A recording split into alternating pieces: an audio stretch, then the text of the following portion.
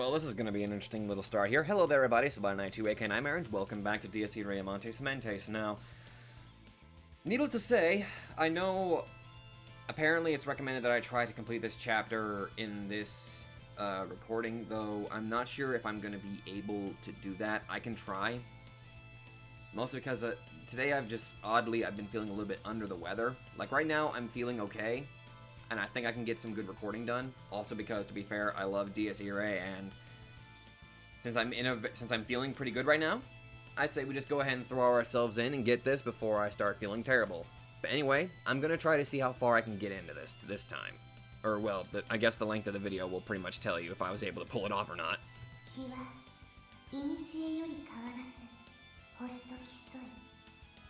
So I'm gonna throw myself in here immediately. The sun, since the time immemorial, his brother, stars and song had rivaled.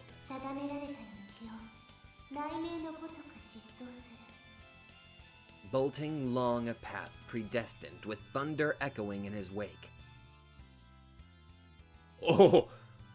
Marie's whole being lit up like a raging bonfire. Ren should not have allowed the ivory beast to confess the truth.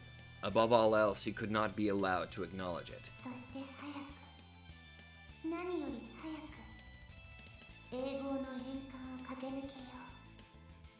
And with swiftness beyond measure, his perpetual cycle fought. For if he did, he would break. His world would fall apart, and she would never let that happen. She understood. Ren's feelings flowed into her, melting her from the inside. She failed to be of any use to him up until this point. She dragged him down to this world of madness, plunged him into unimaginable torment, yet failed to save his heart. Enough. She was fed up. It was finally time for her to take a stand.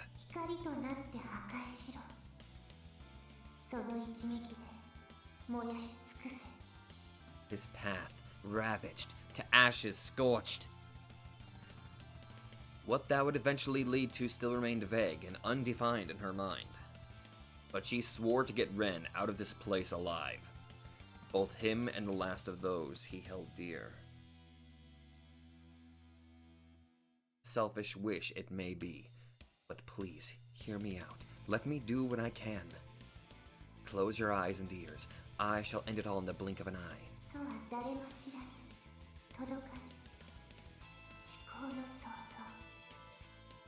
Unknown, peerless supremacy, by heavens wrought.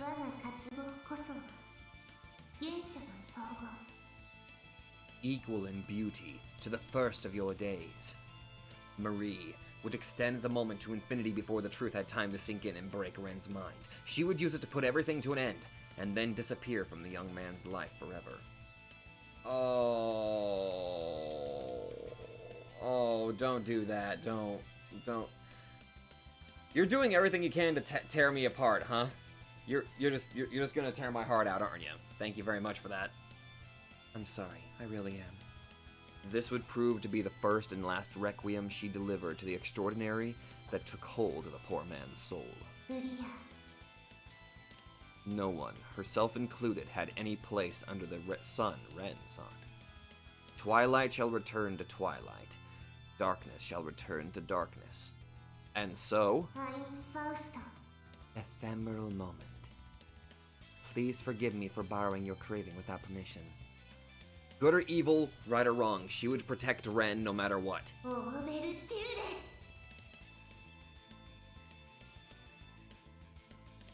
So let me embrace you just this once. The kid's tone shifted and warped like the depths of the abyss. His true nature would be unveiled, an emotionless nil, flowing in the darkness, no different from how Marie used to be.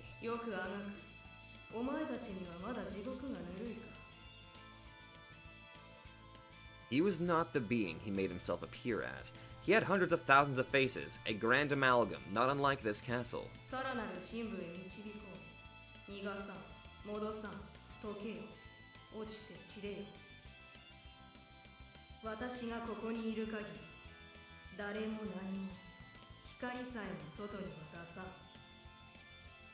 So basically Marie's light versus Wilhelm's darkness. This was a devil. He had the same scent as the golden man she met in the castle. A starved soul akin to a black hole. His name was... The Garden of Roses vanished.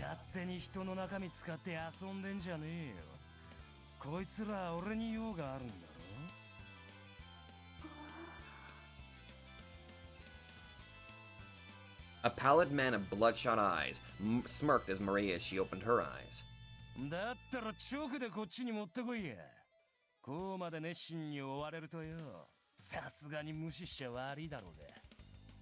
Hi, how's it going, Wilhelm?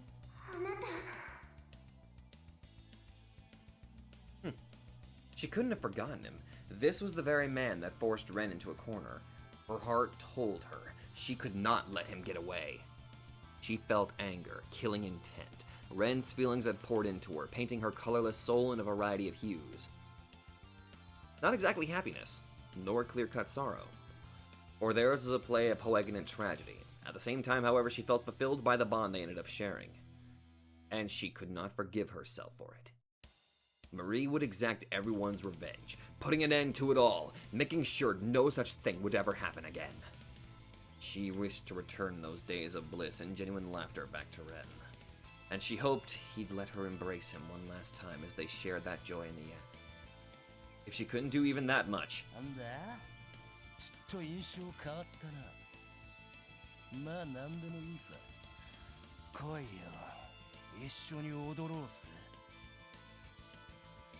she would end up as nothing more but an evil spirit tormenting Ren. But the moment she tried taking her first step, the wall exploded as some terrible thing crashed through it. Oh! Hello there, Schreiber! Having yourself a good time? That was...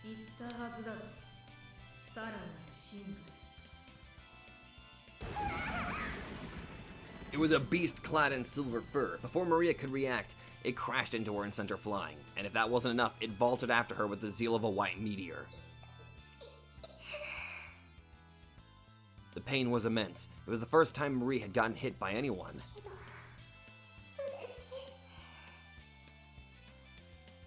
She knew it was imprudent. This was hardly the time to get distracted. Okay. Just gonna go immediately say this right now. Freaking Valeria Trifa. That was fucking epic last episode. I'm just gonna say that right now. I'm sorry, I'm a little bit scatterbrained at the moment. But the pain filled her with happiness.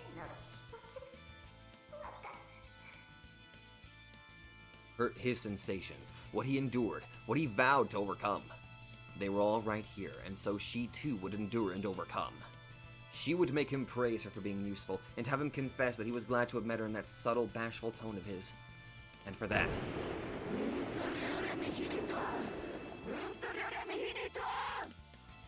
You having fun there? She would not lose, no matter who the opponent was. Right. What would he always say in a situation like this? Remember, it was something incredibly cool.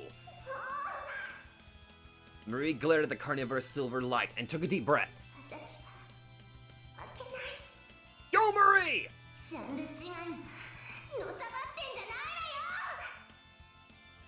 The world he craved for had no place for monsters. Did I just get fucking cock-blocked again? God damn it! How many times, even whenever I fucking win? What the fuck? Wilhelm saw the two disappear into the depths of the corridor. Well, it's no wonder you probably knew that something like this would happen. It's been done to you throughout the entire fucking novel.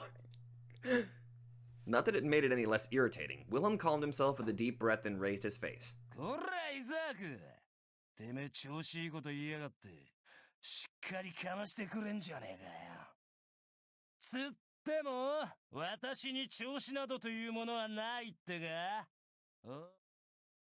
Oops, yeah, he actually still had something else to...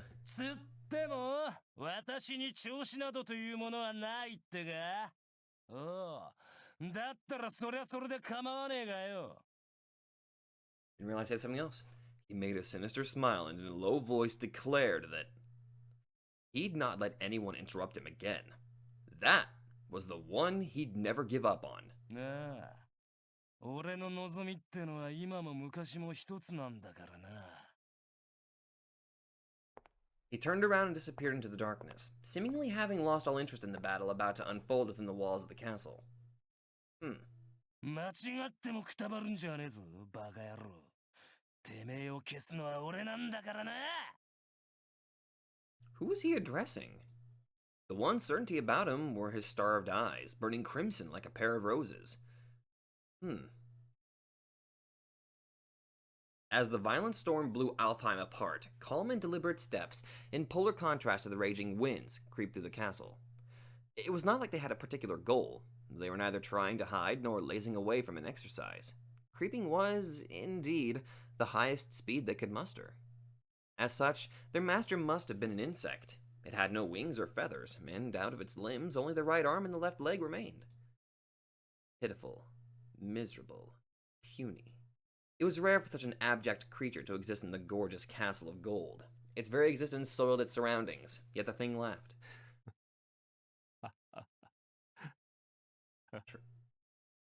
Trifa?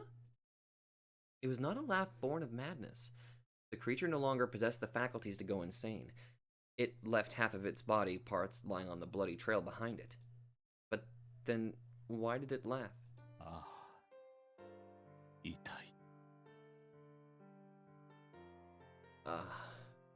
It was so painful.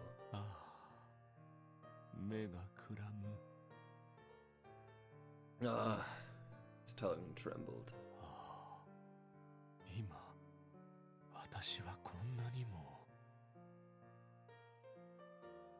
He was so desperate to keep on living. He had been filled with delight. The pitiful insect crawling on the floor was once known as Reinhard and Trifa.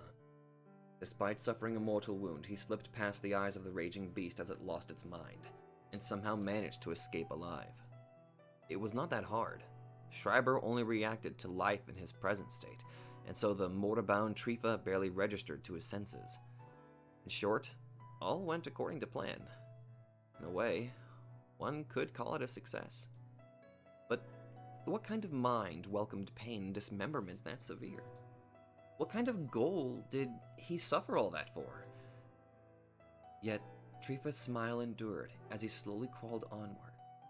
His lips were neither twisted in self-scorn, nor did he choke on blood with regret in his heart. 申し訳ありませんね、リザ。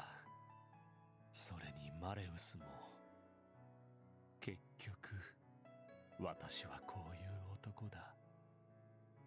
いくら肝が据わったところで、少年はあまり変わっていない。まあ、すぐに参りますから、小言ならばその時に。今は目的を果たさねばなりません。Before him lay the giant gates leading to the throne room. The priest used Lisa and Rusalka precisely to reach this place. No one could have broken through the battalion of three alone, not to mention one of them constituted the priest's natural enemy. As such, realizing that the task was impossible on his own, he sacrificed the other two as pieces on a chessboard. He pitted Rusalka against Machina, the most problematic of them all. He used Lisa and Eleanor's conflict to seamlessly discard the divine vessel and faced Schreiber alone. There, he planned either to destroy, or at least besmirch, Albedo. And now was the moment of truth where he reached his ultimate goal.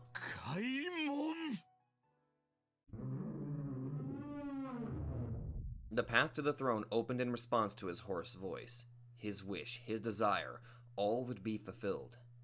The lowliest, most wretched creature crawling upon this earth would now face the apotheosis of mankind, the ultimate gold. 来たか。大義だ、生産杯。いや、今は何と呼べばよいのかな。Reinhard addressed Trifa, who had sacrificed everything to brave the three hells and reach his throne, in the most soothing of tones. He had been the center of this universe.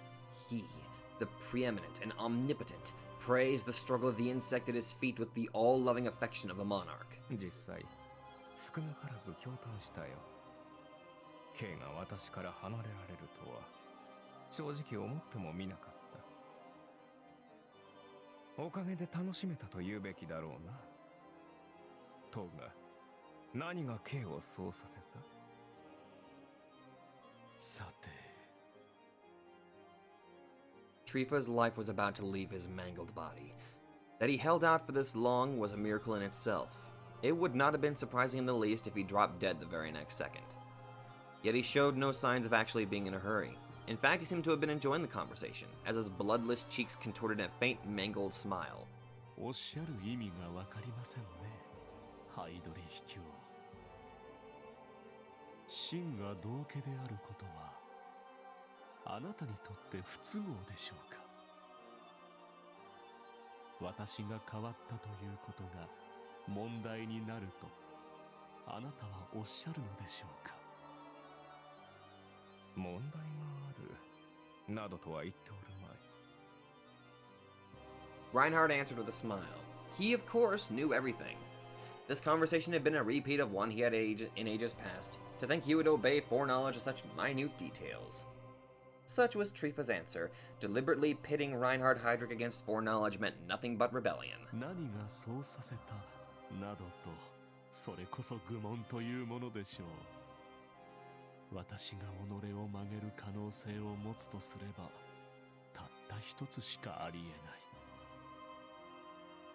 他ならぬテレジアが我が聖堂を歪め始めた。彼女に自覚はなかったでしょうが、あの選択はそういうことだ。An internal split within the Obsidian Roundtable, sowing the seeds of conflict among them could potentially snare the particular individual. He was not guided by logic. When asked what he based his conclusion on, he would not have been able to answer. But something made him suspect it to be true. Dangerously so. ヨハンは生きている。And that was why he let the bomb drop. Would it turn out to be so, or if not? If his only intention was to test his master, he showed too many cards doing so. Then why? 私はね、ハイドリヒキョウ、ずっとわからなかったのですよ。テレジアを愛している。何よりも大事に思う。この気持ちが誰のものかわからず、見えず、迷い続けた。今回、彼女の無謀な真似も、もしやイザークの意志なのではと疑いましたよ。だってそうでしょう。彼はヨハンに逃げられている。故に捕まえようとしているのではと。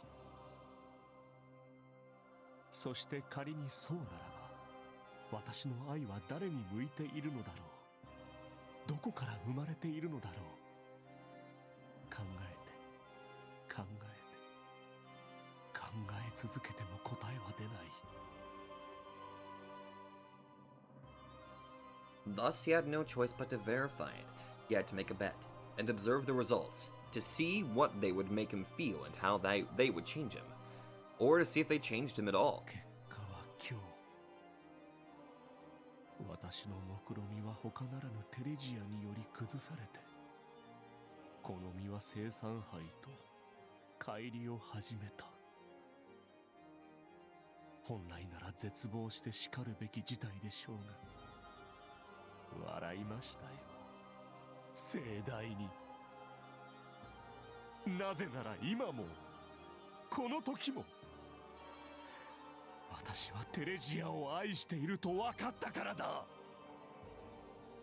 Which is why he instigated a loyal rebellion and paved the way to this outcome. One foot in the grave, Trifa sung in triumphant jubilance. Reinhard regarded the priest from above and gently parted his lips. 黄金の大公クリストフ・ローエン・グリーン、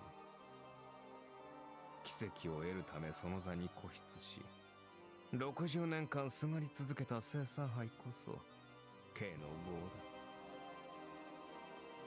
業だ。なぜなら私の愛は破壊の女王。ええ、私がそれを求める限り、この手は何も救えない。副首領閣下は正しかったというわけですね。私が逃げ続けている限り、そこには愛し子の屍が積み上がっていく。ならば前に向かうと悟ったまでです。我が手を引いてくれた最後の愛し子をこの忌まわしき地獄に落とさぬよう、落としてしまった子らを解き放てるよう、私は今ここにいるのです。ハイドリ卑怯。素晴らしい。 His praise came from the heart. Reinhard was truly impressed by the priest. カールの呪いよりの脱却、見事だ。未だ達成のものとして先人に敬意を払おう。その身は光り輝いて見えるぞ、バレリアン・トリファ。K は今真実の白鳥となったのだ。光栄ですが気が早いですよ。It was still uncertain whether his choice had broken through his creed. テレジアが愛し子たちが救われなければ意味などない。形だけを見るならば私は彼らを追い詰めただけなのだ。Indeed, everything had fallen to place in the most convenient manner for Reinhard. That was all part of Trifa's plan, but it would also mean that the priest invited the guillotine to fall on his own neck. それに正直後ろ暗いこともある。私は私の都合のみでテレジアに重い罪悪感を与えてしまった。リザを道連れに巻き込んだ。この所業はよこしまなる聖者のものに他ならない。故に。ああ、分かっている。たがえる気はない。約束したであろう。Whoever reached his throne would have their wish granted. He would promise to hear out all desires, even if it meant his own destruction. If Trifa wished for the liberation of both Rei and the children, he could not refuse. 城の方でな、私が当家と定めたものを受け取れば永遠の願いを断れん。さあ、欲しい奇跡を言うがいい。では。Trifa made a slight pause before parting his lips. In just a few moments, a tremendous bargain would be struck, one that could usher in the collapse of the Devil's Castle. The fate of the whole world depended upon Trifa's choice. What miracle would Trifa, the former wicked saint and a breaker of shackles, desire from the Lord of the Dead? 一度でよい。イザークとお話になられてください。ハイドリ卑怯。Hmm? 何？ An unexpected, meaningless request. Even Reinhard had to furrow his brows. The wish had been completely incomprehensible. どういう意味だ？言葉通り、そのままに。あなたは彼の出生をどう捉えておられるか。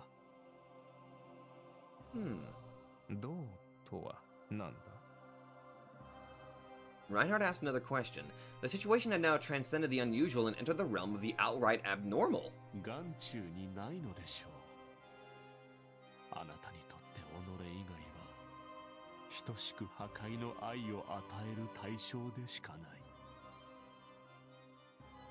誰が何者でどこより生じどこへ向かうかなどご興味ない。故に考えたこともないのでしょう。私が先ほど申したことも聞き流しておられるのでしょう。Failing to comprehend the origins and target of his love drove the priest insane. Despite spelling it out to Reinhard, not a single word reached the golden beast's heart. For the gold possessed no such thoughts at all. His soul transcended mankind and was capable of engulfing the whole world in a monarch's equal love. His creed had been so indiscriminate that his very being refused to comprehend the notion of having someone special. それをあなたに深く考えていただきたい。破壊の愛は真に全てを照らしているのか。私が望むのはそれのみです。親に見限られるこの嘆きなどもはや二度と見たくないのだ。Flames of life burned fainter in Trifa's body with every passing moment. The relief of having fulfilled his goal finally robbed them of the former vigor that miraculously kept the priest alive for this long. 些細な見落としがあるんですよ。昔、この私が生産灰を試験的に賜った際、暗殺されたとして墓まで用意されていた玉体が、ほぼ完全な無防備になっていた一瞬の空撃。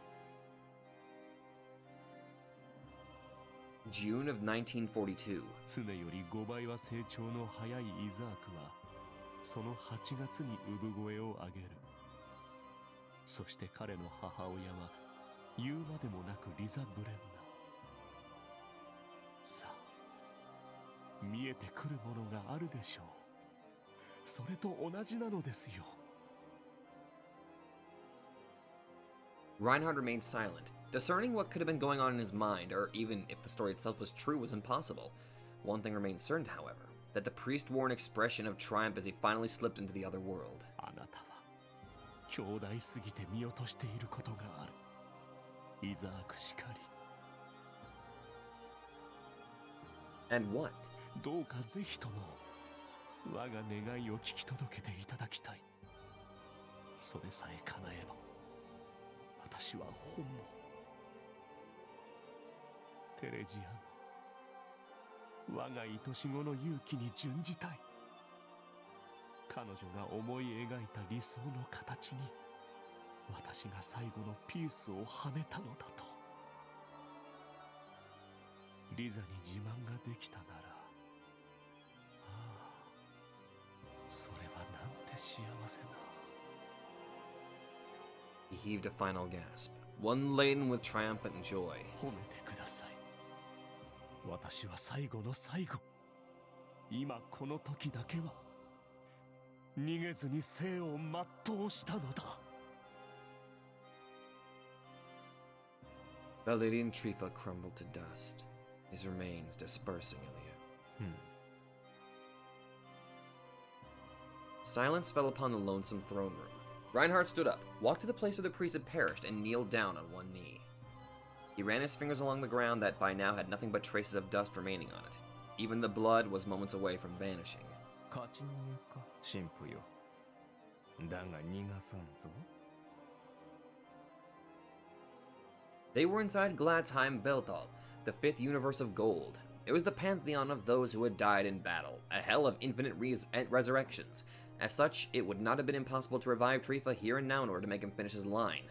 None who came back to life here as Einarch could define Reinhard. K の工場、興味深い。これより無限の彼方まで私を楽しませると約束しろ。であるならば、一時の眠りを許してやろう。契約外だが、これも褒美の一種と思う。ああ、心配するな。願いは叶えて使わそう。だ。Oh! Hi. The somber knight and the crimson knightess manifested behind Reinhard as he raised his face. Both of them entered their respective missions, eradicating Rusalka and Lisa, and returned to their master's side. Reinhard did not turn back as he gave his battalion commanders, the extensions of his own limbs, a new order. 最後の客をもてなそう。加減はいらん。本気でやれ。Well, that's concerning. ああ、今は無性にそんな気分だ。私を楽しませるがいい。Yabu, my head. The whirlwind had been drawing close. Lo, it was at the very doorstep. これが DS 入れの前哨戦だ。さあ、存分に乱れようか。Roll credits. A battle cry shook the walls of the castle, and the gates leading to the throne room shattered to pieces with a deafening explosion. The guests had arrived. The whirlwind raged through the corridors of the castle, turning everything to rubble in its wake.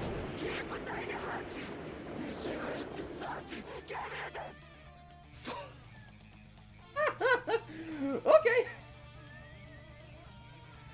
Yeah, don't don't scare the fuck out of me on your account. That's fucking hell. Could just fucking have yourself a good time. Okay, have fun, Schreiber.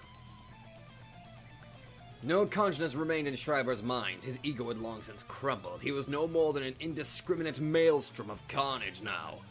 And in the eye of that tornado, the most terrible of raging beasts, stood he, or rather, she. Marie had sealed Ren's ego within his subconscious, and was now the one controlling his body. In a way, one could think of it as a malfunction of the Ononarbe, though it was nothing as simple or negative. Okay, so she's actively controlling his body while his ego's locked away, because... oh, dear lord, if he realizes that his friends are dead, he's just royally fucked. She wished to protect him. She craved to save his soul, for the young man by the name of Ren Fuji had been an oddly irritating man. He held his tears when sad, remained steadfast when terrified. He was a paragon of endurance and mock bravado. He took everything on his shoulders as if getting hurt and spilling blood was a part of his inborn duty. And that was why Marie judged the current reality too much for him. Kasumi died, Shiro died, Ellie died, Rei Himura was missing. If all that came down upon him at the same time, he would doubtless break. He would blame himself and refuse to share the pain, falling apart from the inside. Marie would not have it. It was something she refused to let happen. After all, she too was to blame.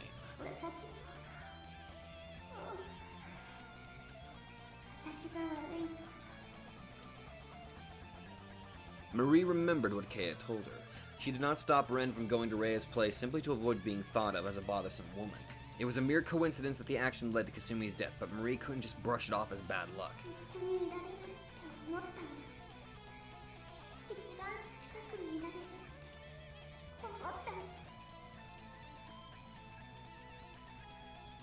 Her self-absorbed ideas that her seat was right next to Ren's only ended up bereaving the young man of his son.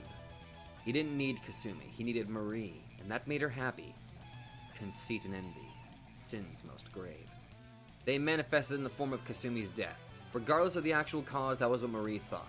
For not doing so would mean shifting the blame in the most dastardly of ways. This was her punishment, the worst possible outcome. The hells Isak prepared for his guests had been merciless, most of them already dead. As such, it was the role of Marie, the most sinful of them all, to turn the tables and vaporize this glad time of despair. She vowed to expunge the darkness that robbed the young man of his son. In that sense, Marie currently possessed both the ultimate resolve and the acute mentality for battle. She was able to synchronize with her master to the level where she could forcefully invoke his very craving. Her very essence had turned into a sharpened blade, and she had the skill to wield it, for she was the princess of the guillotine. No other soul in the universe decapitated more men than Marie. Still, none of her swings could reach their target. Her technique had been supreme, her resolve unmatched. Her speed exceeded that of her Yetsuda degree by over 400 times. Ren's creation figment possessed the power to slow one's own time, resulting in incredible speed in the real world. To Marie's eyes, all existence appeared as if frozen in place, and yet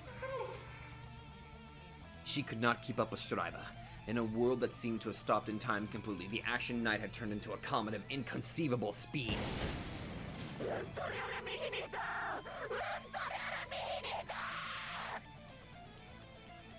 Okay.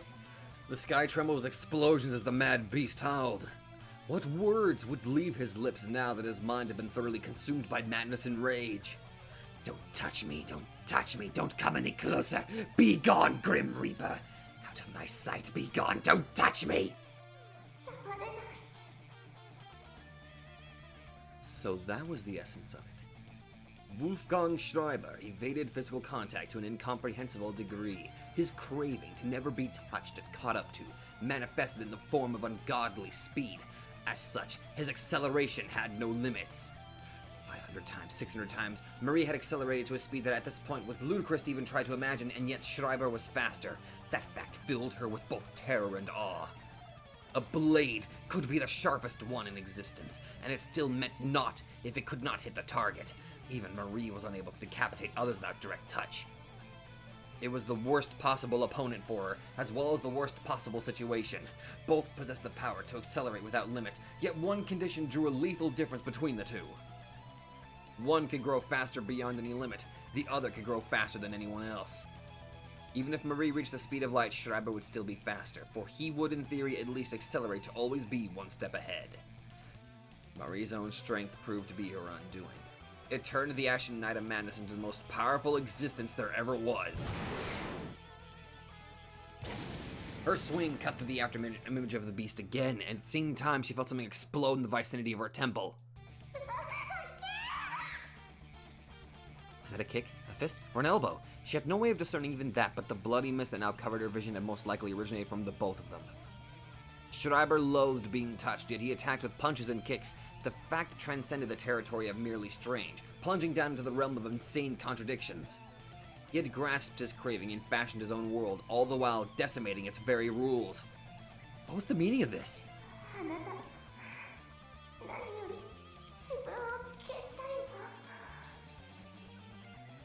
He craved for a world where no one could touch him.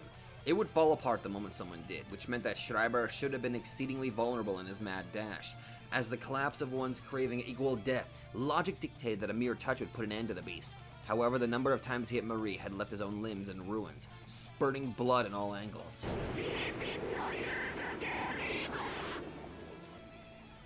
He had forgotten even that. His soul had been wrecked to the degree that it refused to acknowledge even such an obvious contradiction. A touch should have broken him, a touch should have killed him, yet he was an Einar of Nibelheim, a champion of the fallen who discovered endless carnage beyond the precipice. His zeal refused to acknowledge the collapse of his world. It could contradict itself as many times as it wanted, he did not care. A devilish logic, absolute, palpable insanity. Even if his own arms were to break while pulverizing his foes, Schreiber would not take notice. No lethal collapse would occur, as the beast did not realize he had been touched, and with that, the laws of the demonic magic would respond, healing his wounds at an ungodly speed. In short, the more he killed, the stronger he would become.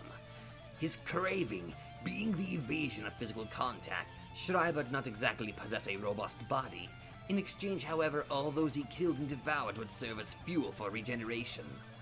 Under these circumstances, his state of absolute savage madness, the Ashen Knight was almost immortal. His maddened bloodlust raged like a whirlwind. He was a tempest that transcended the very concept of speed.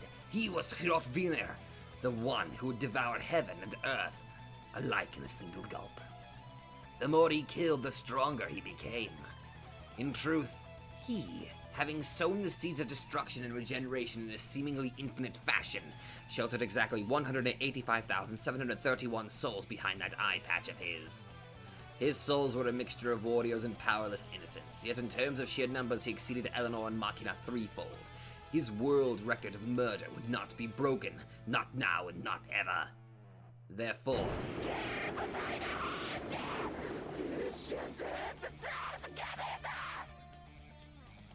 give thine hand. Give thine hand? Du schon unser... No matter how resolute Marie was in her conviction, no matter how courageous she held on, making the sun rise in the west would have been an easier task than defeating Schreiber in his present state. Although another unexpected impact sent Marie tumbling down to the ground, she jumped to her feet and steadied herself the very next second. Looking around, she realized she was in a throne room. ようこそ、よく参られた。我が城、楽しんでいただけたかな? Oh, fuck.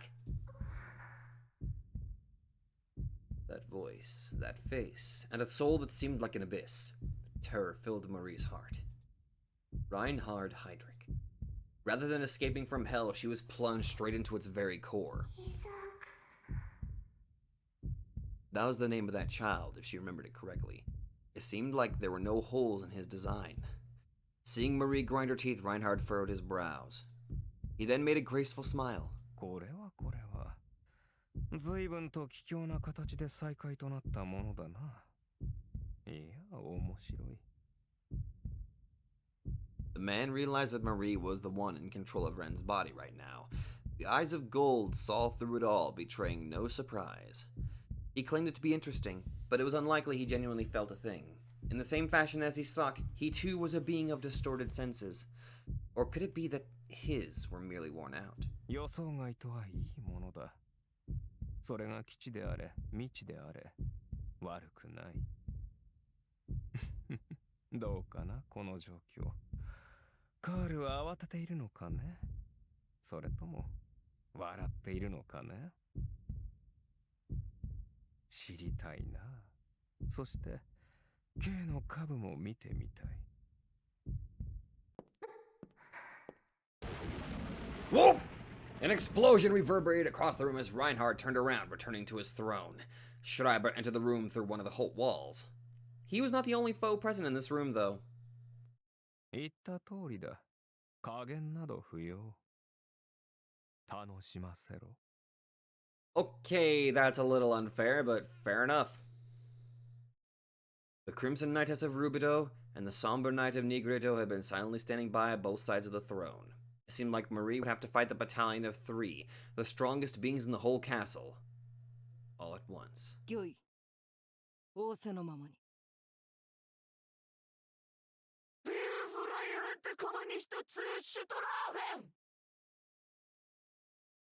And so the battle began, accompanied by immeasurable despair. You think?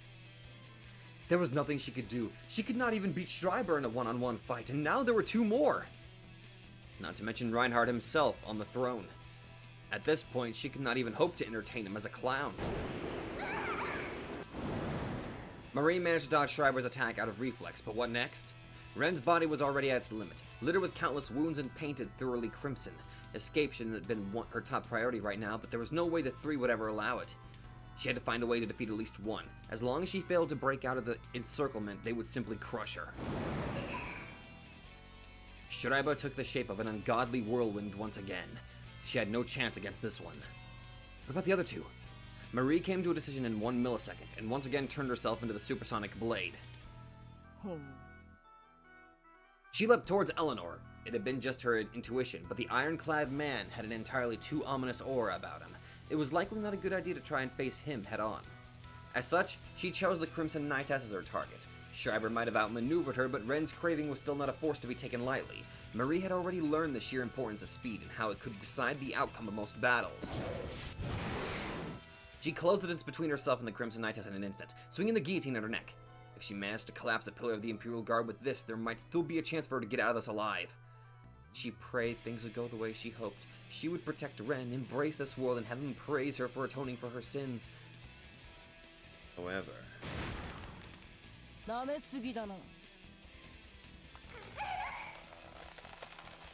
could this be? Marie accelerated to inhumane heights as she flanked Eleanor, yet the Crimson Woman caught her by the neck before she could even begin her attack. How did she know? Marie exceeded her speed many-fold. The woman could have dodged her attack out of coincidence, but to catch her by the neck? Why on earth did she not notice her hand before it touched her? これでも英雄の一角だぞ。千の戦場、万の殺し合い。一言で言えば経験だ。早かろうが見えなかろうが、一直線すぎる殺意など、あくびが出るよ。至極読みやすい。翻して、読まれにくくする術もある。虚と実、基本だ。戦士と殺人狂を一緒にされては困るな。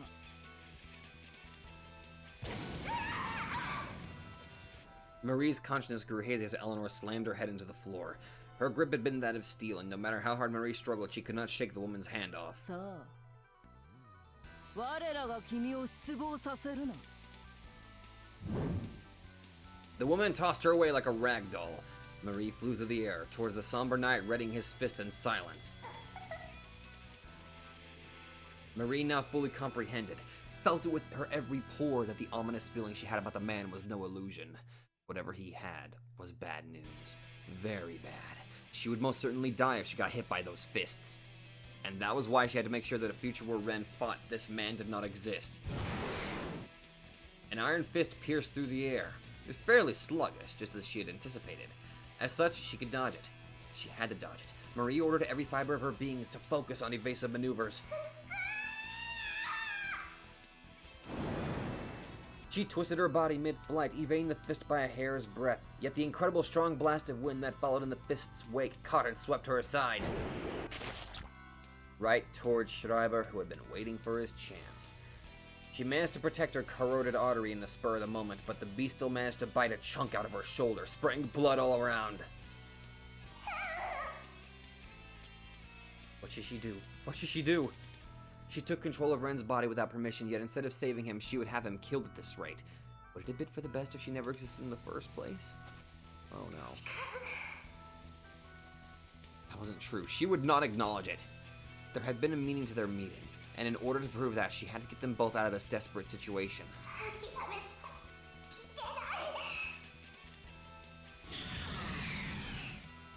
She concentrated all of her power with a scream and increased her speed even further. At this point, she had 3,000 times more speed than Ren's Yetzira degree. She was but a flash of light now, sounding a vigorous battle cry as she faced down the immortal Einrayar. With no time to steady her aim, she lunged at Machina, who had been standing the closest. This time, she would not let him dodge. Her speed should have transcended the very concepts of prediction and intuition. The blade of the guillotine crashed into the neck of its target with ungodly speed. Yet... what was it now? Why didn't the head fall off? A solemn voice of iron reverberated across the room.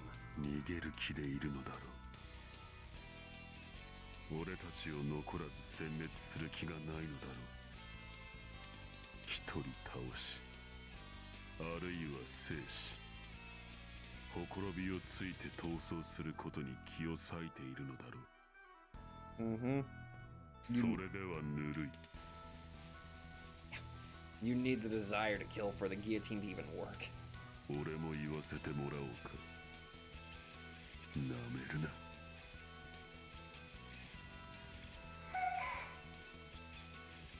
Marie felt like a frog in the eyes of a snake. The somber knight's bloodlust, or perhaps ire, made her freeze in terror.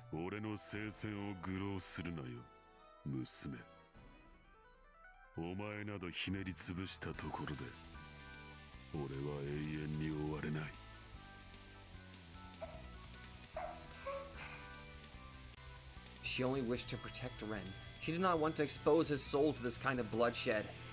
He had already been hurt enough. He had endured enough. She wanted to embrace and protect him.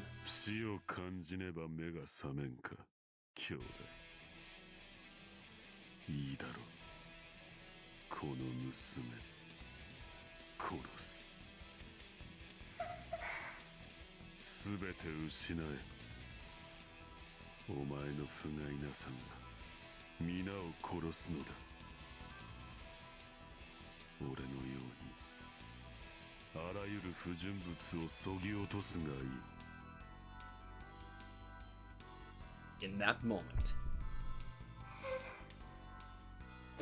Marie's body moved on its own. She'd only been standing in place, yet before she knew it, she'd been flying through the air and away from Machina. Did he wake up? She felt nothing, though. What did this mean, then? It confused her, but... The air itself exploded, shooting Marie down from the sky.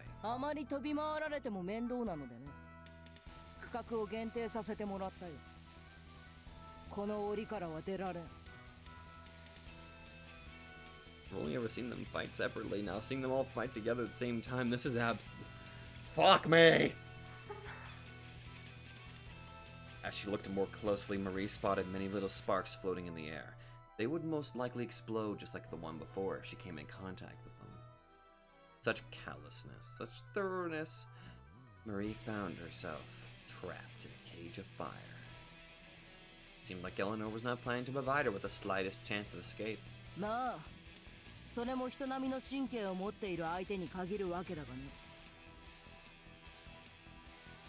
The meaning of her words revealed itself in the next moment.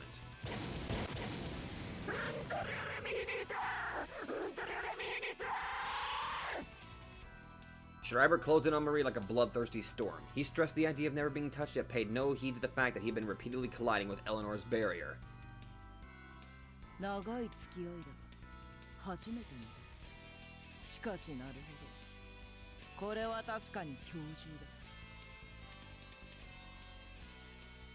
Hundreds of explosions and thousands of flames consumed Schreiber in his mad dash, yet his charred skin and dismembered limbs would infinitely regenerate the moment he lost them. 興味深いな。今まではただの狂犬と思い捨ておいたが、ここまで徹底すればベルセルク。剣に行きたくなる。私の全力を受けてなお、これは動けると思う。どうだ。 Marie had no time to answer. Fuck! Schreiber broke through the flames and crashed into Marie, sending her flying into Eleanor's barrier. The resulting explosion sent her flying straight at Machina, whose fists were readied for the kill. 男の戦場だ。消えるがいい、娘。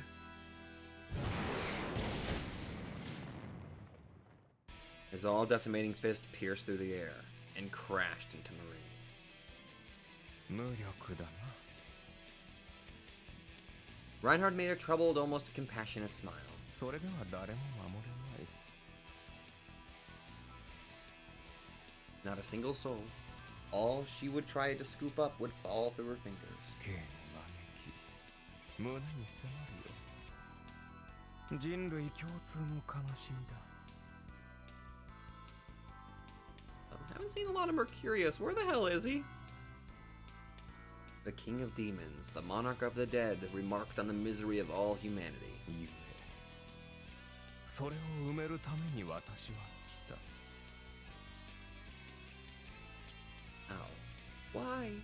Marie was at a loss. The man before her reveled only in devouring the souls of others. 絶望を奏でろ。哀絶を歌え。ケイラ、私を楽しませる楽器であろうが。 DS 入れを聞かせてくれよ。さすれば、そう、奪われたものを返してやるぜ。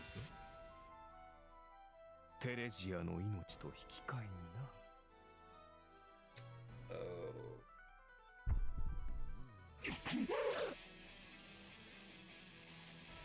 His words ignited a flame in my soul, forcing it back into consciousness.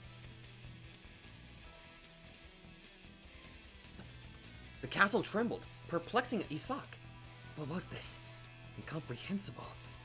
He had been shivering. He had lost the control of the castle's souls. Their shackles fell and crumbled as they scattered, darting away from the center of the phenomenon. What? Impossible. Incomprehensible. The great champions under the golden banner, slaves to Isak's absolute command, had been fleeing in terror from whatever happened there. He could not possibly acknowledge this. He was the heart of Gladsheim. No one could revoke the laws of hell. Despair, more despair. Savor rapture as you see for yourself what lies beyond the precipice.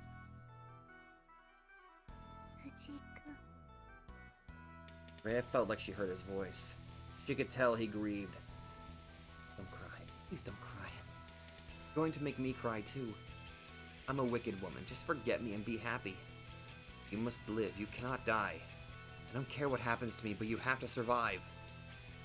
Please, please, God, I'm begging you. Save Fuji, the man I love.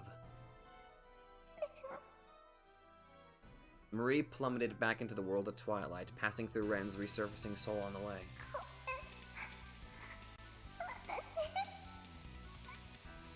She proved to be useless. She only made things worse.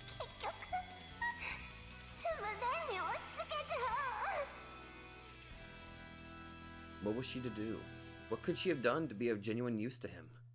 She begged for someone to give her an answer. If only she could put an end to his pain, then...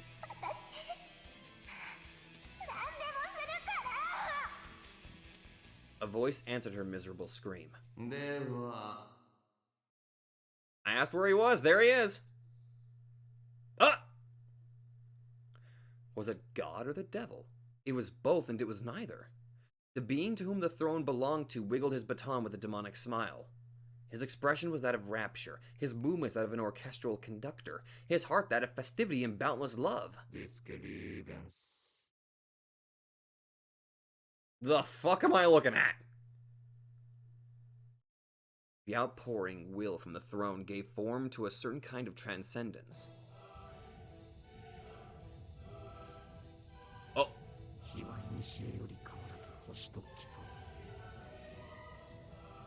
Whoa. What the hell am I looking at? The sun, since time immemorial, his brother, stars and song had rivaled. Bolting long a path predestined, with thunder echoing in his wake. The words of his chant matched Marie's, but the tone did not. As a result, his song was one of deep-rooted malice and bloodlust, dark as a gaping abyss.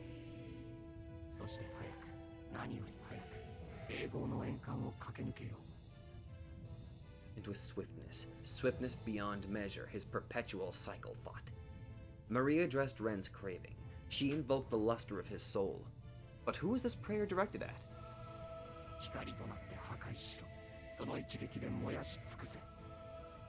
His path ravaged, to ashes scorched. The core of the throne, the root of reality, the snake. He demanded power from the world's highest form of existence.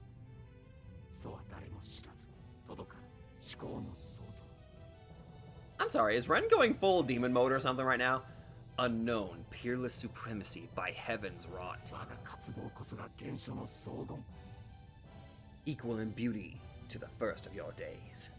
And as a result, another ultimate netherworld manifested atop Gladsheim, one comparable to it in potency. Another hell.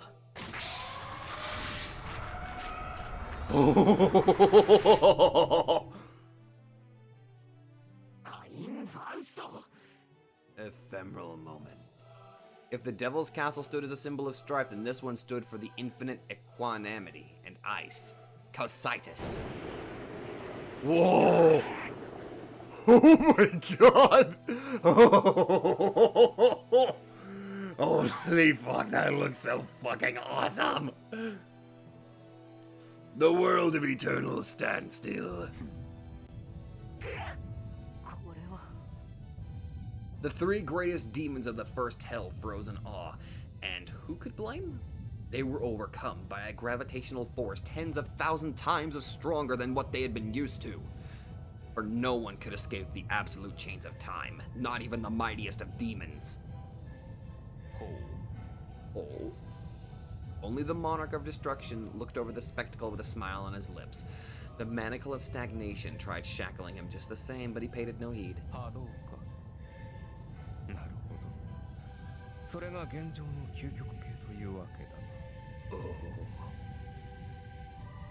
How far did his power extend? All those acknowledged by Ren would freeze in time, and if that wasn't enough, he had increased his own speed by 1,000-fold. But what happened next hardly needed an explanation.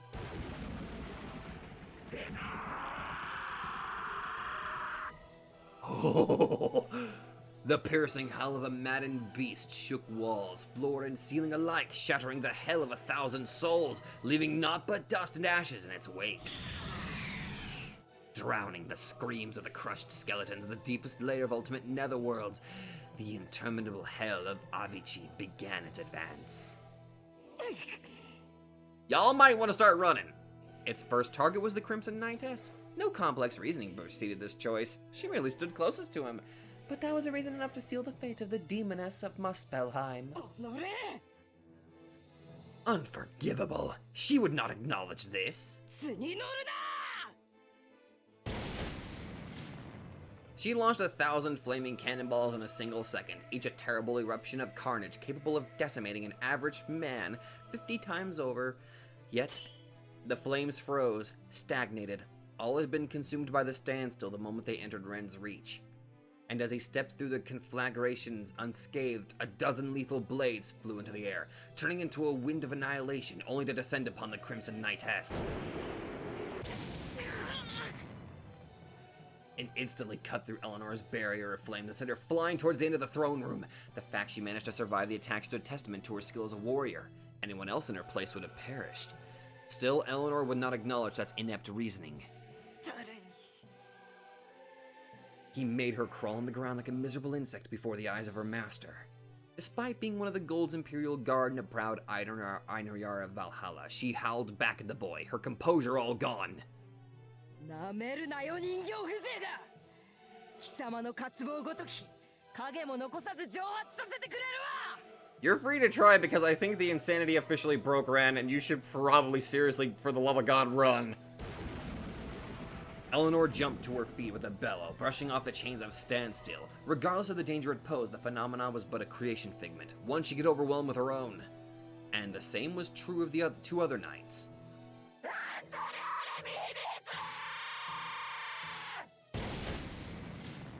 Don't touch me! Don't come any closer! The rabid beast bit through the shackles of stagnation with a howl. He was the worst of opponents for Ren. Even the master of Eternal Standstill could not catch up to the Ashen Knight in his maddened state. You did a good job finally pushing him to that point where he's just gonna say, fuck it, you're all dead! And Machina was no exception.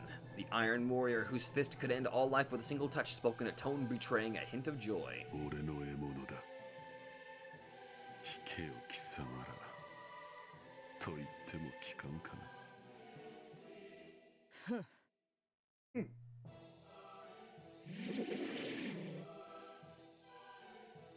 A snort and a growl both mocked the very nature of his supposition. All three had sworn absolute loyalty to Gold, and he demanded that they entertain him. As such, they had to prepare a spectacle worthy of hell. 当天単ツだ気に食わぬなら恋をまきな貴様とは一度ケリをつけておきたかったそしてシュライバー貴様もな屍となっても踊り続けるか誇らしいだろ A battle royale where no one had allies, a fitting bout for Valhalla. They were immortal Einarjar. No matter how many times they perished, they would come back to life. If it meant pleasing their master, none of them would hesitate to kill the others. より絢爛により華々しく壮烈にだ御前で舞うなら印を競うのが英雄だろう譲りなどせんよ Oh. The giant jaws of a cannon manifested behind Eleanor's back.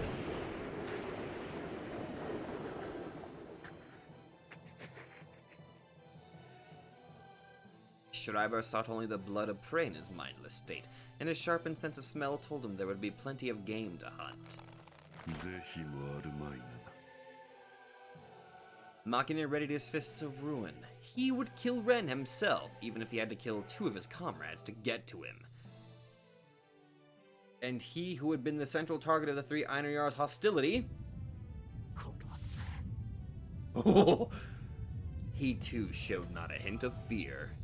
If anything, he welcomed their terrible bloodlust, for he would respond in kind. Absolute zero. Silent wrath that turned everything to ice. The whole of Gladsheim trembled from its pressure. やはり化け物の子は化け物 That thing had been connected to something transcendent, an infallible realm that no human could enter. They could not explain it, yet both Machina and Eleanor felt it on their skin. The being before them was a monster through and through. Their vast combat experience told them such.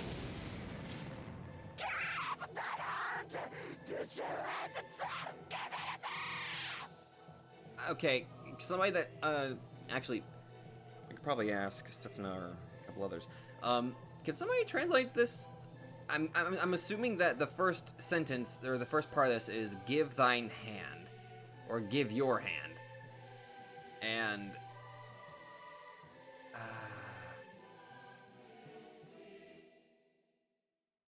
fuck, I can't. But what of it? They had been in the presence of a monster for the past 60 years. 見せろ。ビビしく舞うがいい。The impregnable Gold was absolute. They would not acknowledge another monster. And with that, the coda of the Divine Comedy began. Non est Panzer Division Hohenstaufen. The thoughts of the Imperial bastard reverberated across the demonic castle's walls. Isak summoned the whole military force of Hell to expunge the foreign body from his system. The 9th SS Panzer Grenadier Division, a squad consisting solely of pure-blooded Germans who had sworn to eradicate all those of an inferior race. It had all been a part of the gold, melted into its chaos. 100 turrets manifested on the wall behind the throne, pointing their sights on Ren. Without giving their prey a moment's repose, they opened fire with lightning and steel. The 3 champions leapt forward, using the bombardment as their cue. Their mortal clash under the canopy of flames and debris was the true embodiment of TOTENTANZ. Eleanor let her flames run wild, caring not who they consumed. Machina flailed his fists around, unconcerned who they destroyed. As for Schreiber, he had never known the concept of allies to begin with. The fist passed right next to Eleanor's cheek, chafing her skin. The resulting inferno consumed both Ren and Schreiber in its flames.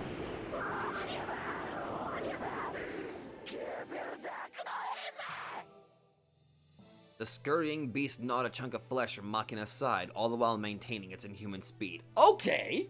Free for all! Oct SS Cavalier Division, Florian Geyer. Isak kept adding more steel to the deathmatch. It was a veritable sight from hell, a pantheon of strife, screams of bloodlust and valor merged with explosions in one colossal cacophony, a true chorus of the battlefield. Not even the greatest of orchestras could have played a more poignant tune of life and death. And in the center of it all, an interminable netherworld howled in bloody tears.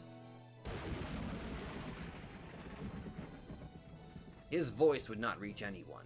His thoughts would not flow. His mind had been a monochrome of omnipresent wrath. Wrath directed at himself most of all. His impotence for being unable to save a single soul. His ineptitude for being unable to tear down the wall blocking his path, despite that being the sole thing he was capable of. Who are you? Who am I? What are you howling for? The dead were a bear trap, only good at getting in one's way. What do I do? What should I do? Pick 1,000 roses and find the key of release? Tear your legs off to crawl forward, or sit down and rot in stagnation? No, he would do none of that. He obsessed over preserving everyone precisely because he wished to avoid a choice of this nature. He wished to expand that ataraxic moment into eternity. Broken things would not mend themselves. Days gone by would never return. Such a ridiculous craving. What point was there in stopping time once everything had already been lost? Forgive me, Kasumi. Forgive me, Shiro. I'll never hear your voice again. I'll never have a chance to fight with you again. I can only measure you through my ego. Do you wish to come back? Rest in peace? Kill me? I want to kill myself most of all. I want to go where you guys are. Sakurai once told me that death would be the happiest outcome for me. But if I could allow my ego another world, a word, just let me say one thing. No matter what, I can't let you melt into this dreadful castle. The craving of the interminable netherworld grew in power with another howl. Flames, steel, and storms alike, everything froze in time. And... 均衡は崩れてきたか? Though only little by little, the eternal standstill was indeed consuming the 3 battalion commanders. Schreiber, through the nature of his craving, still rebelled against this ruthless rule law, but Machina and Eleanor both began showing hints of slowing down. For the depth of their cravings could simply not compare to Ren's. Completely negating the phenomena of eternal standstill proved impossible, and even brief contact with it put the 3 Einherjars at a considerable disadvantage. To make matters worse, with only 5 swastikas open, none of them fought at their full capacity. As such, the scales of the battle tipped ever so slightly in Ren's favor, and that marked the beginning of the end.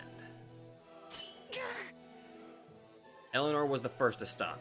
Unlike Schreiber and Machina, her craving did not excel at any particular principle. Being highly adaptable was one of its strong points, yet that was also made it easier for superior creation figments to overwhelm her. Still, It was ridiculous to suppose that there was any that could possibly accomplish such a feat in the presence of the mighty Crimson Knightess.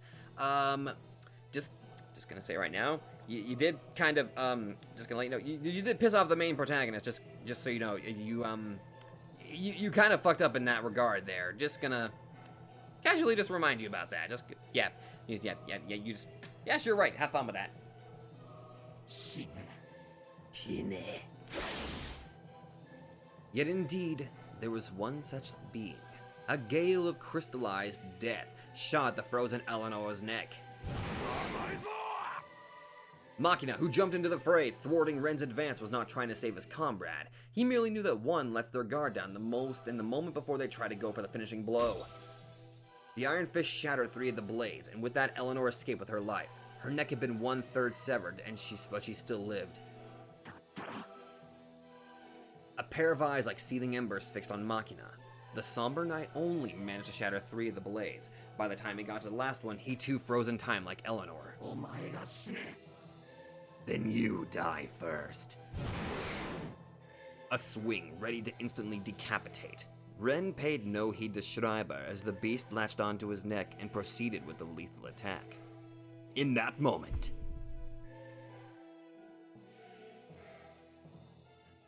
something reached his ears. Multiple facets of truth filled his mind from the beyond. He could neither ignore nor seal it in his subconsciousness. Just as Machina's fate was about to be sealed, Ren jumped back. He was not hurt. He did not reach his limit. It was neither an act of mercy, nor did he suddenly regain his senses. His devilish sixth sense merely made him realize a terrifying truth. どうしたね縁も竹縄というところだろうしらけさせてくれるなよ Reinhard Heydrich looked down upon the young man from his throne.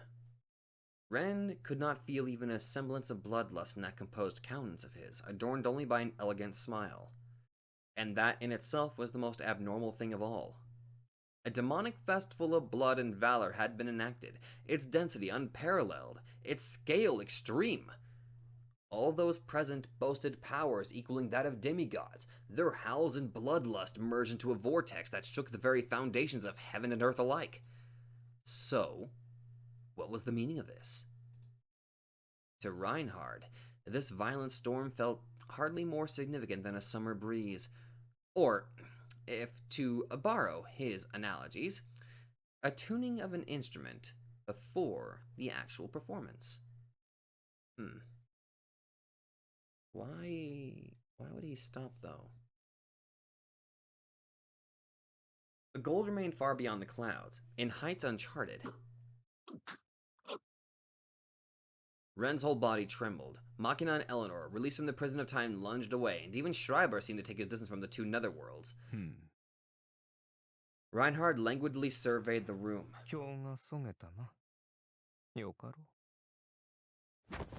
Oh. He stood up, sending devastating tremors throughout the megalocosmos.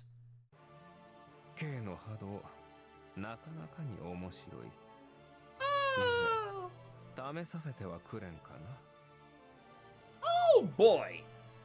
He extended his right arm as if aiming to shoot. Eleanor, realizing what he was up to in a split second, froze in terrible awe. He was about to shake the very foundations of the universe. He would form the weapon of the gods.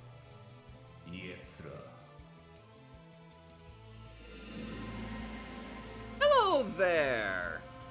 All the souls of the council swirled like a vortex as a golden light converged to summon the physical form of Veltol, the ultimate Ananerbe, one dwarfing in power of all others, the legendary instrument of carnage that quaked even blood, divine blood, and bereaved even God of life.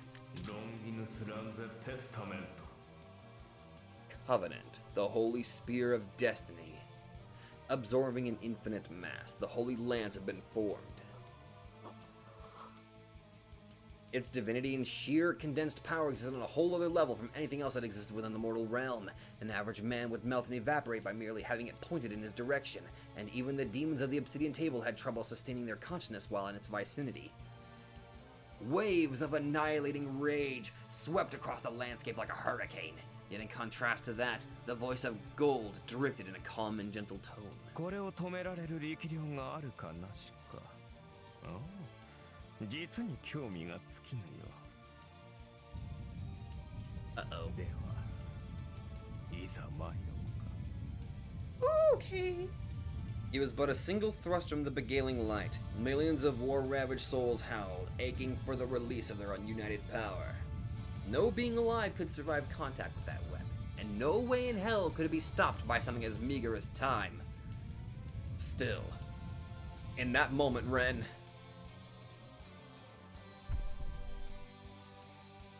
saw something behind Reinhard's back. 見事、よくぞ槍を抜かせた。Splendid, you have done well. What was that supposed to mean? これより流出の兆しが生まれる。An auspice of emanation has been conceived. And so what? さあ、私の写しみとして意義を果たせ。My Okonogi, my shadow, fulfill your duty. Who was I? Puzzlement, confusion, frenzy, irritation, terror, sorrow, rage, and the language I can't fucking read that's filling up the screen as it keeps on going. Oh my god, it just... okay. He was basically saying that he asked for help and so he answered. That was all.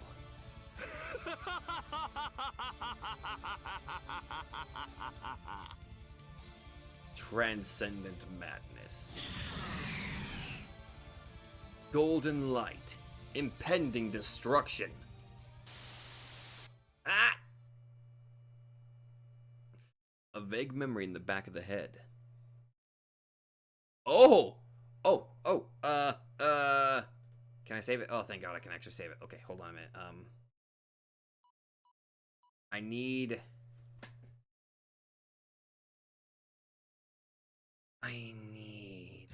to save this. I think I spelled it wrong. I think I might have spelled it wrong. This, here it is. I think this is this is the one that I was told to hold on to. Okay. So this is the first, okay, so the first choice I need to make. I believe it's supposed to be, I think it's supposed to be this one. Need to double check here. Yeah, that's what I thought.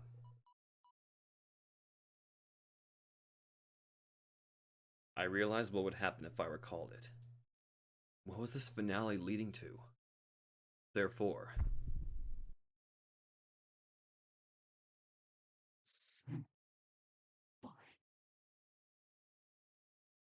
I finally remembered what had been the most important right now. I couldn't allow her life to fall prey to our vanity. For such was my nature. I could do nothing about it. There was but one thing I had to concentrate on right now, and now was precisely my greatest chance. So... Reinhard condensed all of his greatest souls into summoning the Holy Lance. In other words, everything else within the castle had grown shallow. Gladsheim, once whirling with millions of seething souls, felt almost translucent now. I could see down to its very depths. This wouldn't have happened under normal circumstances. One or two thrusts wouldn't have made Reinhard Heydrich's world waver. But only 5 swastikas were open at present. Furthermore, his Imperial Guard, the battalion of 3, had been summoned in their full strength. That alone wasn't enough. Isak himself participated in the battle as well. In other words, most of the castle's military strength was currently concentrated on the throne room. And that was why I caught a glimpse of her. I could feel the presence of Rhea Himuro, still imprisoned within the depths of this hell, surrounded by death at all angles. I now knew her precise location. I dodged out of the Holy Lance's path and plunged into the Sea of the Dead. That was no easy feat either, but I had Marie's words engraved in my heart. Have a strong image of your world, believe in yourself, and as long as you remain stubbornly conscious of the vow in your heart, even hell will prove no hassle to topple. And so... Himuro grew more and more distinct in my eyes. I could see her silhouette at the core of Gladsheim, wallowing in blood, overcome by despair. It's all right. Don't make that face. Please don't think I'd be better off with you dying. I had to have met you. To become friends with you. I had fun being with you. And so did you. Right? And if that's so, be proud of that fact. Believe in the integrity of your own feelings. The bogus causality they're filling your head with don't matter. No one had the right to rob people of freedom. She hadn't done anything. She had the right to live. Or rather, I couldn't bear if she didn't. She was dear to me. I didn't want her to die. So come on. Let's get out of this hellhole together. I'll save you, so please. Trust me. I know I'm an unreliable good-for-nothing, but please, take my hand. I swear I'll never let go of it again. And I won't let you pull me inside. So please, stop obsessing over death. And in that moment, my hand finally reached her. A deafening explosion shook the place. Rhea ducked her head and curled up while bound by the G's out of a jet plane. She could neither breathe nor open her eyes. What on earth happened? Though the situation itself transcended her understanding, Rhea could at least realize that she was in someone's arms. With nothing else to do, she clung on to whoever it was. The body of her savior seemed very firm and cold as ice, almost as if she had been rescued by a chunk of sentient steel. The whole thing felt beyond unreal to her. Is this how the bride of the devil felt? Whoever held her could not have been human. The creature's grip was strong enough to demolish a building with no more effort than one crushes a plastic bottle. Her entire being screamed that this savior of hers was no man, but a genuine monster through and through. Yet she felt no fear, only sadness. It was the gentleness in the demon's touch, and the careful consideration for her fragile frame that made her feel like a bride. She could tell that it was trying to protect her, putting her above all else. There was no way she could not realize the truth. There was no way she could remain ignorant. Demon was only a figure of speech that intruded upon her vocabulary due to having spent the last few hours in hell. There was no way she wouldn't recognize her gentle savior. She had to say it. She had to force her voice out, open her blind eyes, and console the man of her dreams. She would shrink back from nothing and no one if it meant helping him. Please, God, don't take him away from... Let he alone be a... Her vision returned the moment the scream left her lips. It was indeed him. It was him. No matter how much he had changed, his appearance could never fool Rhea's eyes. He saved her. He rescued her. But what... this was too... What had happened to him? His dreadful appearance filled Rhea's chest with pain. A body dark as copper, eyes crimson with tears of blood, a blade ravaged by rust, broken beyond repair. Fuji's heart had eroded and now hung on its last thread. This was Rhea's fault. He became like this for her. She couldn't do anything. She hoped to alleviate his torment, but knew of no way to do so. Wouldn't it have been better if she had never existed after all? Was she really just a burden to the world? If she was too heavy, he should cast her aside. He ought to push her out of her misery, or put her out of her misery with his own two hands. He didn't need to push himself that far, enduring all this pain for her sake. Above all else, she couldn't forgive herself.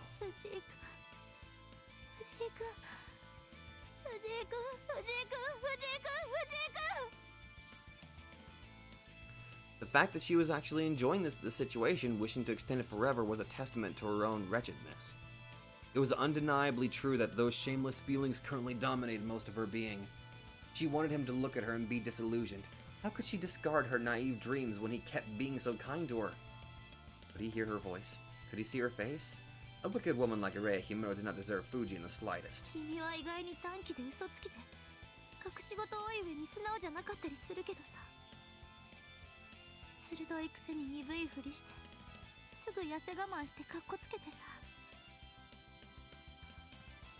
Ray could name dozens of his flaws, yet in her eyes the young man sparkled in the enthralling brilliance of a seraph. To her, he was the most amazing guy on earth, which irrevocably led her to...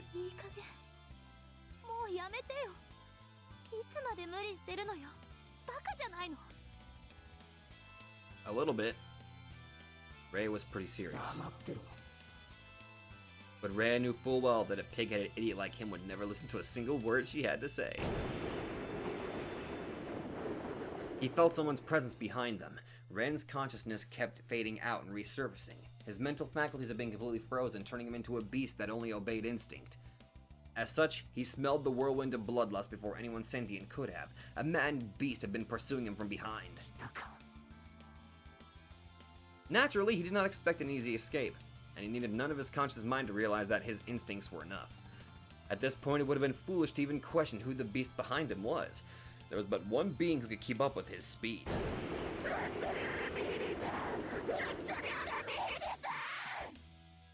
Hello!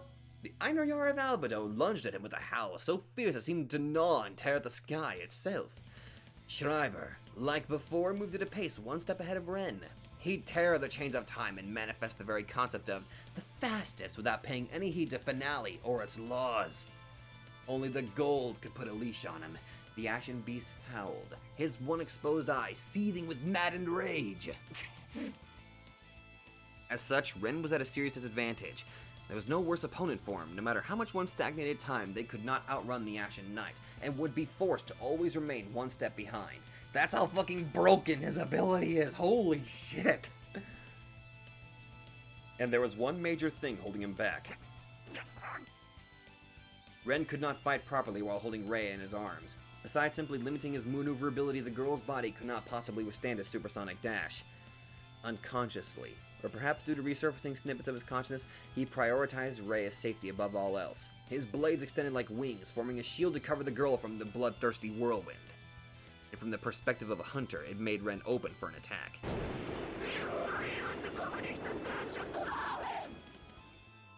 Schreiber finally caught up to them, snapping one of the blades off. Fresh blood erupted from the broken weapon, and Ren, now robbed of a wing, lost his balance and had to slow down. What awaited him after that was a bloodbath. Although both of them plunged down from the sky, Schreiber twisted his body around mid-flight, kicking off the air to once again lunge at Ren. Kick off the air, that's an idea! Rhea had no idea what had been going on. Everything was moving too fast for her to make out, not to mention Ren's blades blocked her vision. They still gently covered her, protecting her body from the whirlwind outside.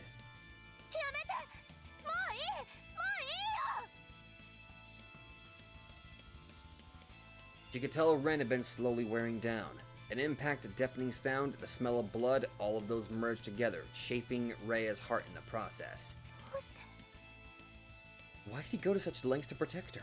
How could he endure all that without letting out a single cry?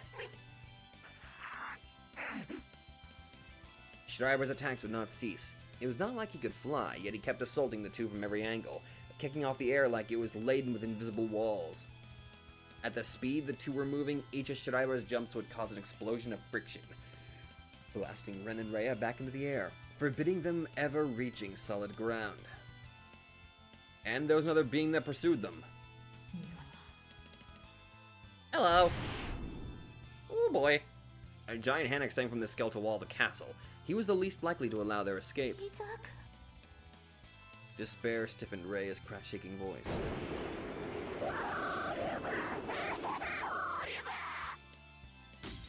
Meanwhile, the man-beast howled with jubilation. Rhea delivered the finishing blow to its prey. The resulting blast shattered the last blaze that covered Rhea's fragile frame. Ren could neither advance nor retreat from that position. Whoa! That's a new one! A giant hand assailed them from the skies of the demonic castle as the Ashen Knight, intending to devour all and everything, lunged at them from behind. But just as death was about to descend upon the two... Oh? Both the man-beast and the bastard of the castle froze in response to the gold's command.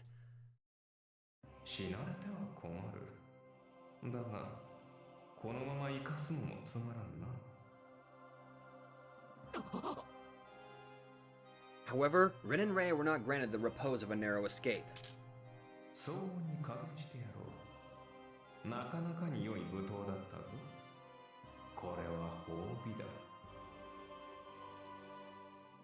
Oh dear.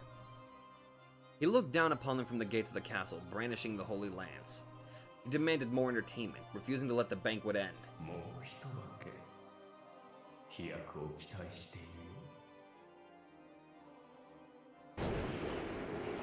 A golden light shone at them, burning the ground below in its wake.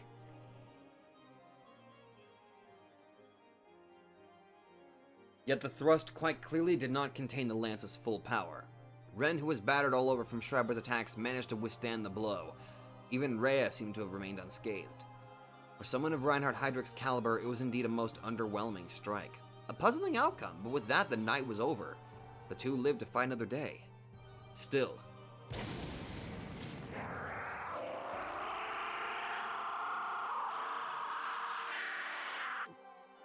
Ren landed on the ground and, surrounded by the resulting dust, let out an enraged howl at the devil's castle in the sky.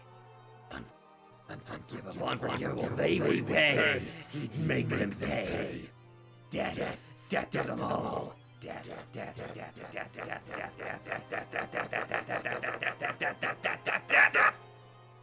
Bloodlust filled his heart to the brim.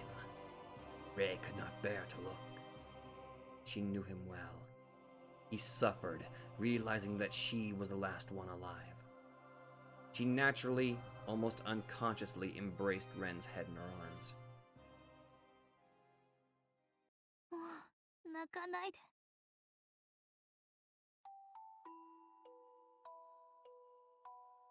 She didn't know whether her voice could reach him, or if his mind even registered her existence.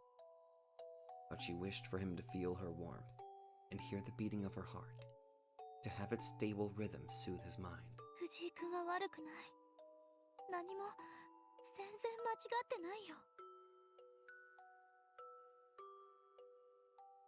What meaning was there in such a phrase? Her words came from the bottom of her very soul, yet they sounded like nothing more than a makeshift excuse to ease his mind. Still, she felt like saying it just the same. She wished for him to know how she felt, and understand just how much he meant to her. 藤井君がいてくれなかったら、私なんかダメダメなんだよ。今頃、ここにこうしていないよ。 They'd lost all those close to them.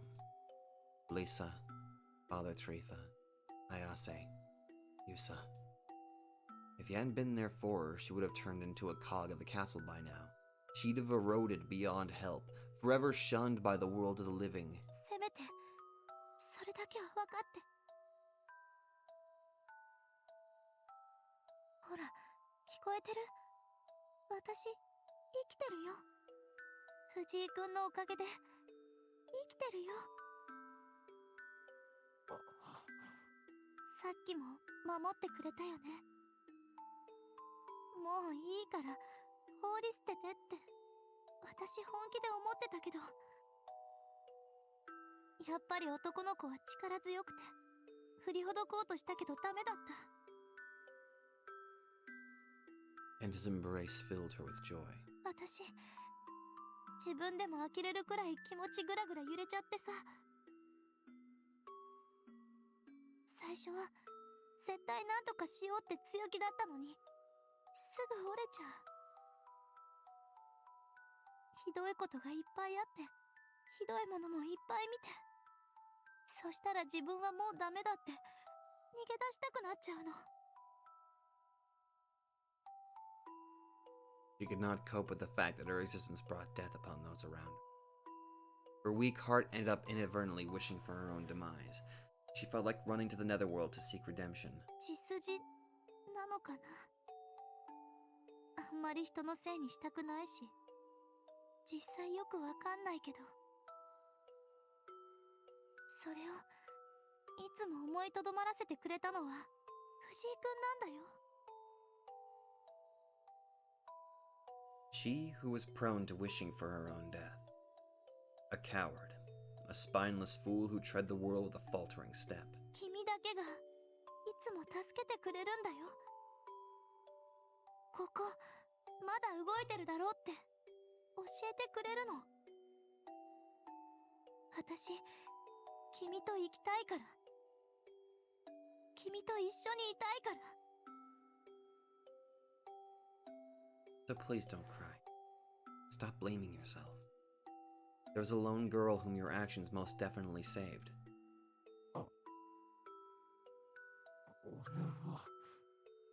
俺は誰も守れなくて。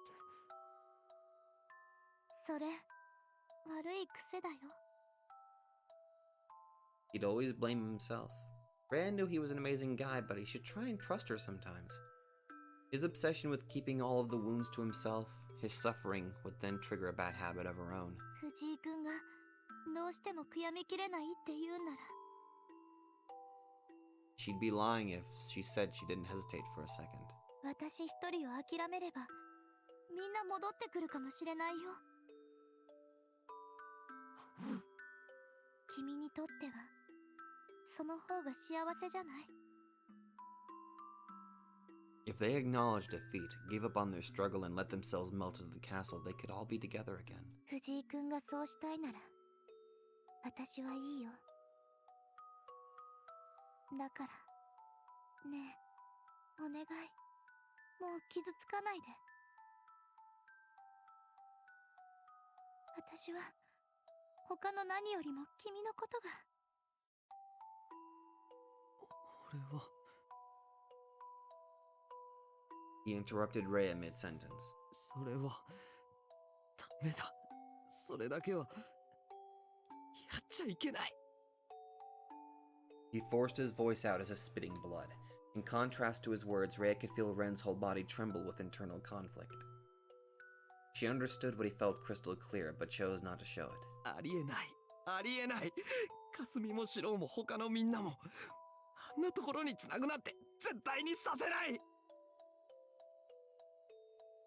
After all, a good woman would not interfere when a man was trying to act the hero. その道だけは何があっても選ばない氷室先輩を死なせたりなんかしない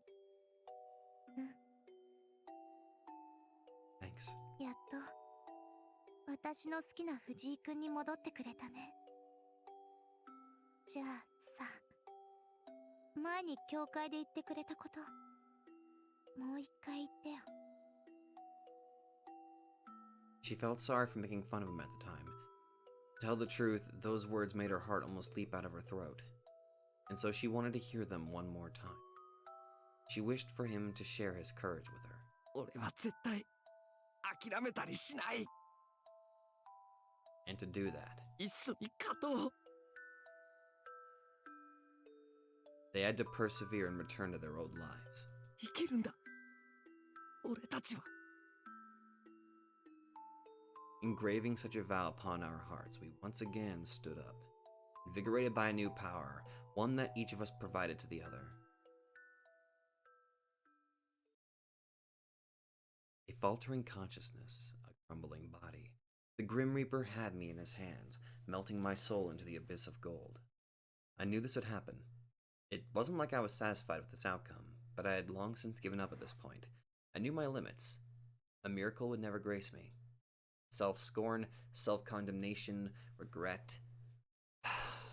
The sea of chaos swallowed me already, liberating me from the curse of thought. I was waiting for that moment.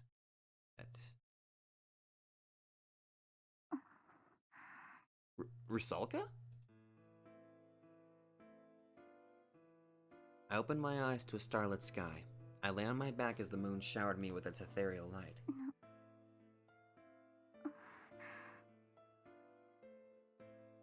I didn't quite understand what was going on. I remembered Machina striking me. The curtains of my existence must have been drawn shut. The golden devil's castle drifted in the air above me. It seemed awfully small in the distance, but I could also clearly make it out now. So that was what happened. どこまでも知性は知性って言いたいわけね I'm just surprised that you seemingly did the impossible and survived the all-ending strike. 今すぐ解ける資格すらないと They used my body as a convenient tool for their purpose. I was pried away from the castle and cast down to the earth as a sacrifice to the next swastika. This is probably the location of the sixth. They didn't even permit me to die a glorious death and rest for a while. Now I had to quell the hunger of this sorry place before they take me back. ひどい容赦なさすぎ They'd kill me twice in a row. I'd have to taste the same terror and despair all over again.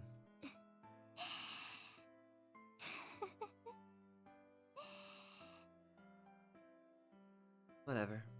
Like I cared. After all, I was just a turtle in the mud, unable to catch up to anyone, unable to reach any place.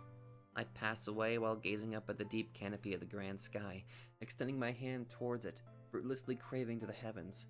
Who could ask for a more perfect end? 腰 I envied it so. まぶしい But I could never reach it. 追いつけないなら止めてやろうって思ったのに There once was a person who taught me about the sanctity of the ephemeral, but I can no longer remember who it was. The last memories I hoped to keep unchanged began to wither and fade. 待ってよ置いていかないで In that moment, I felt someone looking down on me. Who was it?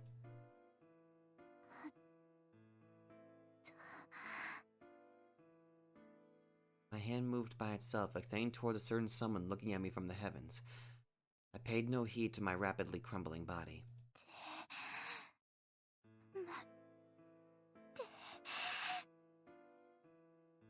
Just a little bit farther. A little bit further. Please don't leave. 私会いたい人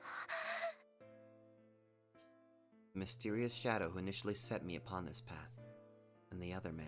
永遠がいいの The one who loved the ephemeral and yearned to become eternal. 永遠になればまた会えるかもしれなくて永遠になれば愛されるかもしれなくて I couldn't know for sure. I had no guarantees, but I didn't want to be left behind ever again. だから Give me your hand. Right on the brink of death, I extended my hand towards the sky. Not to pull someone down, not to drown them in filth. I merely wanted to take hold of a hand I failed to grasp back then. The same hand that was once washed away by the river of time. お願い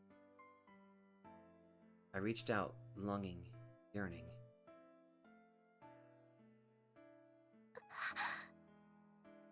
And the moment I reached it, realization finally dawned upon me.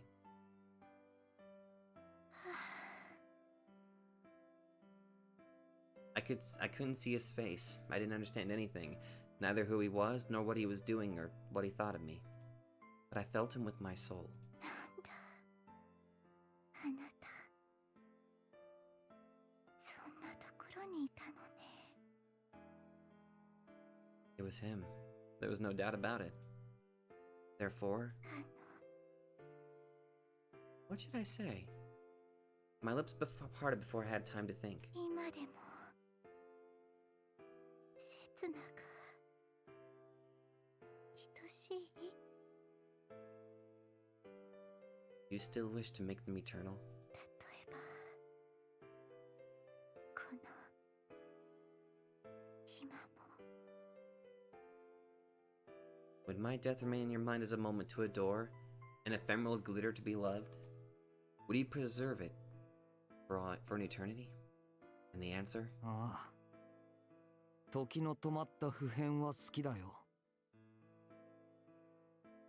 He answered with the very same line as in the past.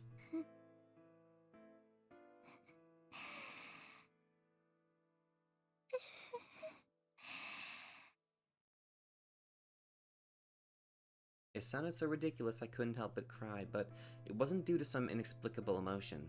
That much I knew for certain. とあなたは変人ねお前に言われたくはないぞルサルカ I felt satisfied with that brief deja vu of an exchange. さようなら今度は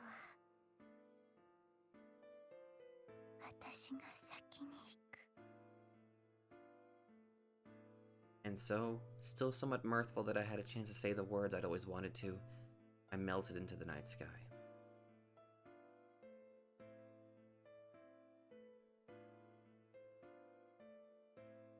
Silbernemond de am Himmelszelt. Stra al Nedervollid. Still schwätzt du über Wald und Feld.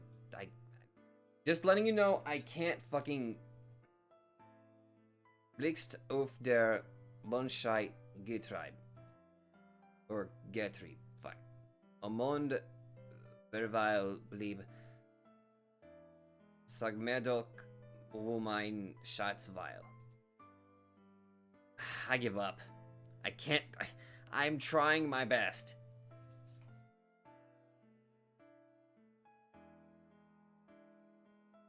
Sage im Wanderer im Himmelsraum, ich werde scheine... Fuck! Sing and dance, O fairy of the lake. May the moon grace you with its gentle ephemeral light. She had finally found her answer. She had finally found him. And so she prayed, longing for his radiance to dispel all shadows, believing in that miracle with every fiber of her being.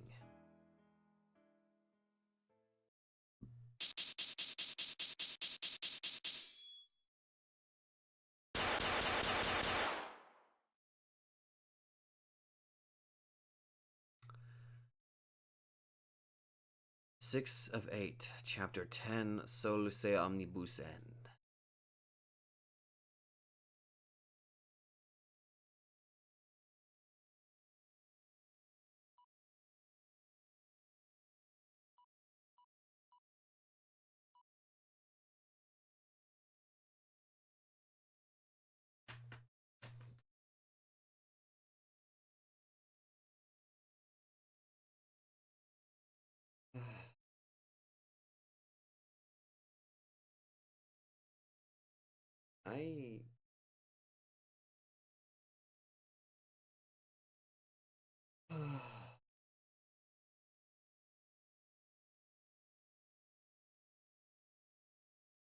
I'm gonna go lay down. Too much happened in that span for me to mentally comprehend, and obviously me not being at 100% certainly put a bit of an effect on that. But holy shit. I'm gonna need a moment just to kind of... I'm glad that I have to wait a week before I get to record this, and I hate to say that about DS Irae of all things, but I just need a week to fully comprehend everything that I just witnessed. Holy fuck. Thank you all very much for watching, and I'll definitely see you all in the next video. Holy... Yep. Okay, this is definitely up to, like, Umineko levels of how much I love this.